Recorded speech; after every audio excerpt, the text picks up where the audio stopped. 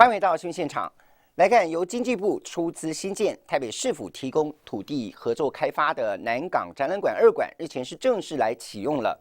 首场的活动是由国际工具机展拔得头筹，而开幕式当天，总统蔡英文亲自到场，也鼓励台湾优质产业持续在全球经济当中来扮演重要角色。蔡英文总统亲自参观，眼前这些精密的机械设备，全都来自国内各领域的企业技术。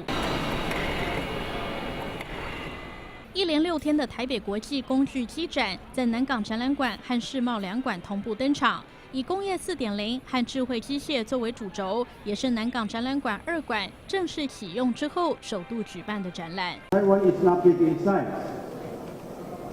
but we foster many industries that can rival the world's best of the best.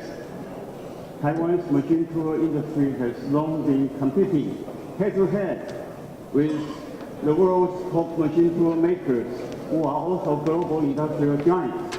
由于美中贸易战的影响，陆资减少对美国采购机械，不少国家也有意扩大对台湾大厂的采购规模，因此透过这次展览，预估可以增加不少商机。2018年受到美中贸易战的这个影响，导致下半年的订单下滑。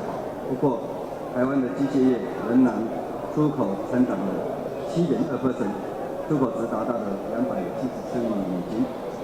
产值也提升到1.18兆元，也是再创历史新高。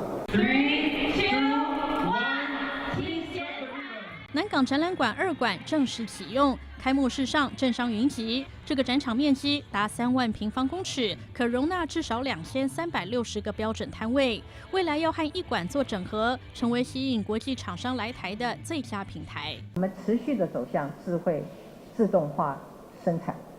我们充满了雄心壮志，因为全世界都是我们台湾的市场。南港展览馆聚集各领域产业聚落，盼望国内企业在瞬息万变的全球局势之下，也能拔得先机，创造更多的经济商机。人权卫视徐哲敏、黄胜全台北采访报道。